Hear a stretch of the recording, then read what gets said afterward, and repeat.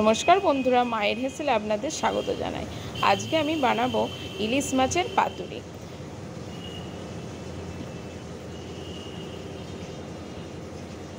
তো তার জন্য নিয়ে নিয়েছি আমি ইলিশ মাছ।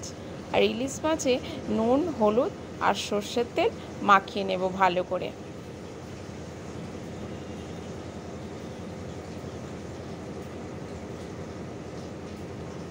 ভালো করে নুন হলুদ মাখিয়ে নিয়ে 30 মিনিট রেখে দেব। আর পেস্ট করার জন্যে আমি কালো সর্ষে নিয়েছি 2 চামচ, আর হলুদ সর্ষে নেব 2 চামচ, আর নেব 2 চামচ পোস্ত, আর 4টে কাঁচা লঙ্কা। আমি এখানে অল্প করে জল দিয়ে 15 মিনিট মতো এটাকে ভিজিয়ে রেখে দেব। এবার আমি মিক্সিতে দিয়ে দেব বাটনাটা, আর এই সময় আমি দিয়ে দেব পরিমাণ মতো লবণ, দিয়ে ভালো করে মিক্স করে নেব। আমার হয়ে গেছে। আমি একটা বাটিতে মশলাটা তৈরি করব বলে তুলে নিলাম বাটনাটা। এবার পরিমাণ মতো হলুদ দিয়ে ভালো করে মিক্স করে নেব।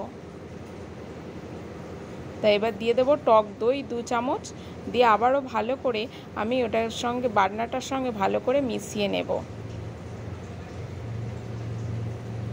ভালো করে মেশানো হয়ে গেলে আমি অল্প করে স্বাদটা ঠিক রাখার জন্য অল্প করে চিনি নিয়ে নেব, আর নিয়ে নেব পরিমাণ মতো সর্ষের তেল। আবারও ভালো করে আমি মাখিয়ে নেব। আর পাতুরি বানানোর জন্য কলা পাতা লাগে, তার জন্য আমি কলা পাতাটাকে কেটে নিয়েছি। তো আমার কলা পাতা পিস করে কাটা ধোয়া হয়ে গেছে। এবার আমি একটা তাওয়াতে আমি কলা পাতাগুলোকে ভালো করে সেঁকে নেব, যাতে আমার ওটা ইলিশ মাছ দিয়ে ফোল্ড করতে সুবিধা হয়, যাতে না ফেটে যায়। তার জন্য একটু তাওয়াতে আমি সেঁকে নেব। তো আমি একে একে সব কটা পাতায় সেঁকে নিই।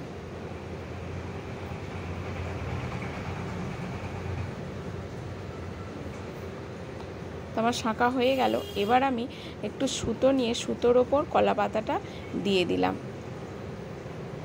দেওয়ার পর আমি 2 চামচ যে পেস্টটা করেছিলাম সেই পেস্টটা দিয়ে ভালো করে মাছের মতো আমি একটু চাড়িয়ে নেব। এর ওপর দিয়ে দেবো ইলিশ মাছের 1 পিস ইলিশ মাছ দিয়ে দেব। তার ওপর আবার আমি 2 চামচ পেস্টটা দেব, দিয়ে ভালো করে আমি মাছটার সারা গায়ে মাখিয়ে নেব।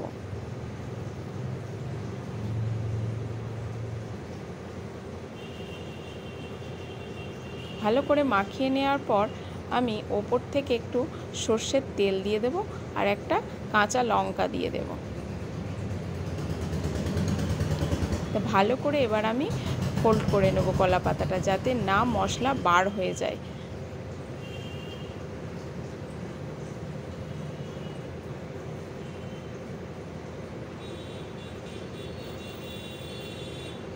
এইভাবে ফোল্ড করে এবার সুতোটা মুখের ওপর দিয়ে সুতোটা দিয়ে ভালো করে আমি জড়িয়ে বেঁধে নেব।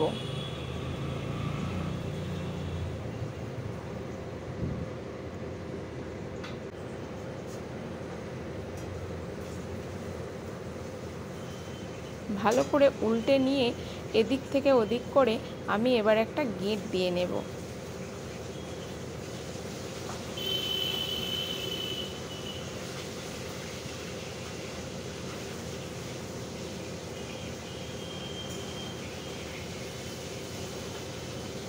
তা আমি একে একে সব কটা মাছই এইভাবে করে নেব।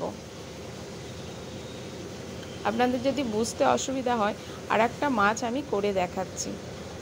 আবারও আমি সুতোর ওপর কলা পাতাটাকে ভালো করে দিয়ে নিলাম। আবার 2 চামচ আমি মশলাটাকে দিলাম। মশলাটাকে দেওয়ার পর আমি এর ওপরই মাছটা দিয়ে দেব। তারপর এর মাছের ওপর আবার 2 চামচ আমি পেস্টটা দিয়ে ভালো করে মশলাটাকে মাখিয়ে নেব মাছের সঙ্গে। আমার মাখানো হয়ে গেছে। ওপর থেকে আবারও একটু তেল দিলাম, একটা কাঁচা লঙ্কা দিলাম। এবার কলা পাতাটাকে ভালো করে মাছে ফোল্ড করে নেব। যাতে মশলাটা না বার হয়ে যায়।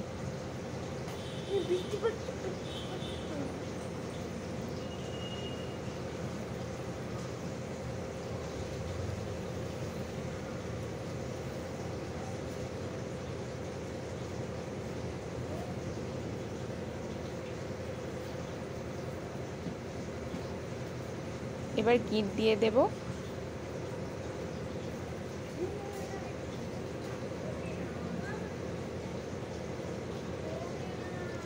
তো দেখুন আমি কিভাবে ইলিশ মাছের পাতুরিটাকে, এবার আমি একটা কড়াইয়ে অল্প করে তেল দেব।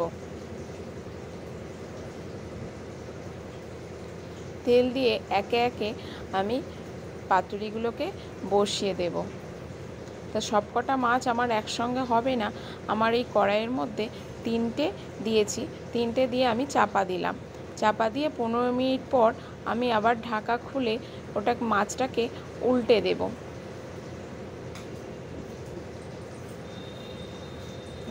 দেখুন কি সুন্দর কলা পাতাগুলো ফুলে উঠেছে, কিন্তু একটু মশলা আমার ভিতর থেকে বার হয়ে যায়নি। আবার উল্টে দিয়ে আবার আমি চাপা দিয়ে 15 মিনিট পর অপেক্ষা করব।